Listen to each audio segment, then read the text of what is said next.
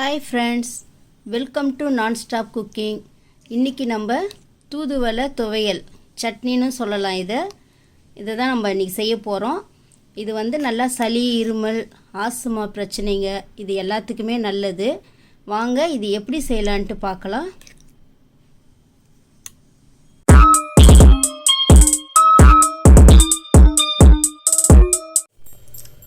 நம்ம இந்த தூதுவளை சட்னி துவையல் எப்படி வேணாலும் நம்ம சொல்லலாம். இதை நம்ம அரைக்க போகிறோம். இப்போது இதுக்கு நம்ம இதை கட் பண்ணிக்கலாம். இதில் முள்ளுலாம் அதிகமாக இருக்கும் பாருங்கள். இது போல் ஒரு கட்டர் வச்சுக்கலாம், இல்லை ஒரு சிசர் வச்சு கட் பண்ணிக்கலாம். இந்த இலையெல்லாம் இது போல் தான் ஒரு இலையாக நம்ம கட் பண்ணிக்கணும். இல்லாட்டினா நம்ம கை வச்சு கிள்ளணும்னா முள் குத்திடும், இதில் கட் பண்ண முடியாது. பாருங்கள், இது போல் ஒரு இலையாக நம்ம கட் பண்ணிக்கலாம்.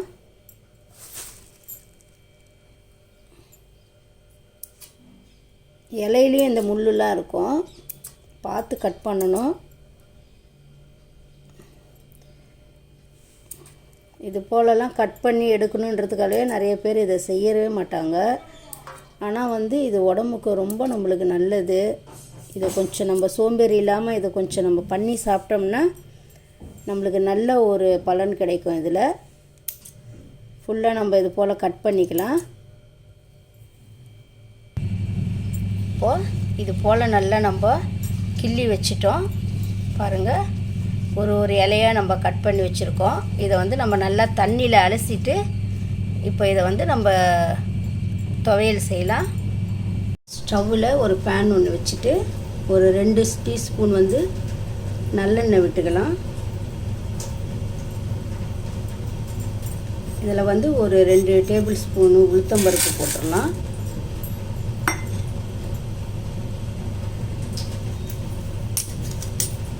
ஒரு 1/2 டீஸ்பூன் சீரகம்,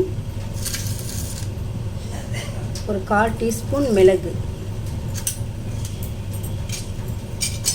இதை நல்லா வறுபடட்டும். நல்லா இதை வறுத்துக்கலாம். இப்போ இதில் 2 டேபிள் ஸ்பூன் உளுந்து, 1/4 டீஸ்பூன் மிளகு, 1/2 டீஸ்பூன் சீரகம் போட்டிருக்கோம். இதிலே 2 வரமிளகாய் போட்டுடலாம். கொஞ்சம் கருவேப்பிலை போட்டுடலாம்.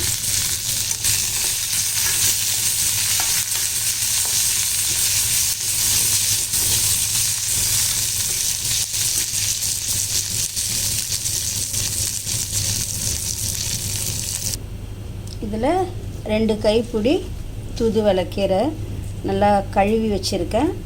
இதையும் அதிலே போட்டுடலாம்.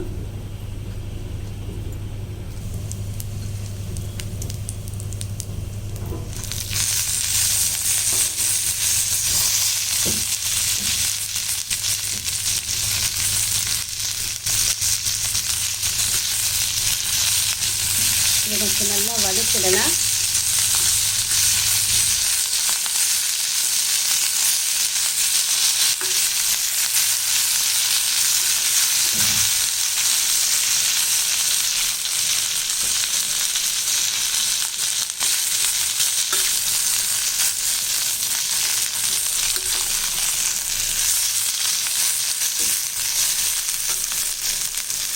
இதில் கொஞ்சம் மஞ்சள் தூள் போட்டுடலாம்.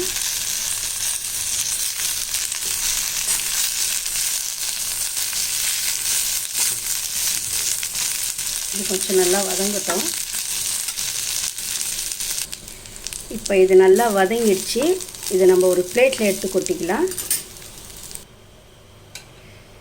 இப்போ இதில் இன்னும் 1 டீஸ்பூன் எண்ணெய் விட்டுடலாம்.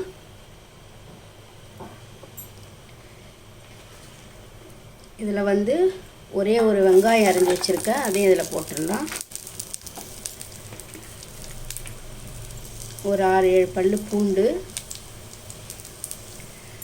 ஒரு 2 தக்காளி, இதெல்லாம் நல்லா வதக்கலாம். இது நல்லா வதங்கட்டும். இப்போ இந்த வெங்காயம் தக்காளியிலேயே கொஞ்சம் ஒரு சின்ன பாக்கு சைஸில் புளி போட்டுடலாம். இதையும் நல்லா வதக்கிடலாம்.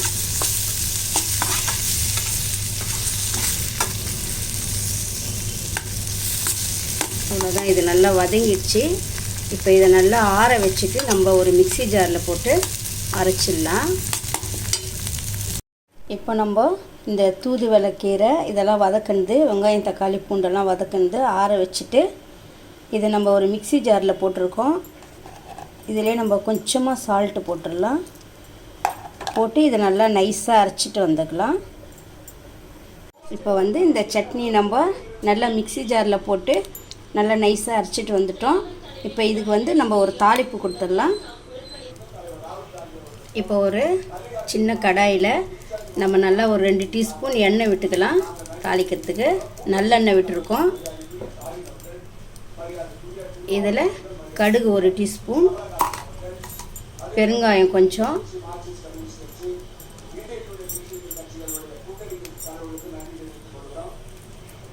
இது கடுகு பொரியட்டும். இப்போ இதில் கடுகு பொரிஞ்சிடுச்சு. இதிலே ஒரே ஒரு வரமிளகாய், ஒரு கருவேப்பிலை, ஒரு 4-5 இலை, இதை நல்லா தாளிச்சிட்டு இப்போ இது நல்லா பொரிஞ்சிடுச்சு. இதை எடுத்து நம்ம ஊற்றிக்கலாம்.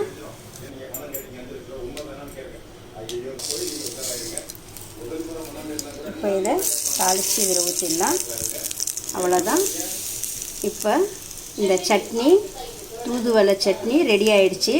பாருங்கள், இது வந்து நம்ம நல்லா இட்லிக்கெல்லாம் தொட்டு சாப்பிட்லாம், சாப்பாட்டுக்கும் பிசைஞ்சு சாப்பிட்லாம். இது வந்து நம்மளுக்கு நல்ல ஒரு நெஞ்சு சளி, இருமல், இது எல்லாத்துக்குமே நல்லது. இது வந்து நீங்களும் வீட்டில் செஞ்சு வாரத்தில் 2 முறை செஞ்சு பாருங்கள். செஞ்சு பார்த்துட்டு எப்படி இருக்குன்னு சொல்லுங்கள். இந்த வீடியோ உங்களுக்கு பிடிச்சிருந்தா லைக் பண்ணுங்க, ஷேர் பண்ணுங்க, கமெண்ட் பண்ணுங்க, சப்ஸ்கிரைப் பண்ணுங்க.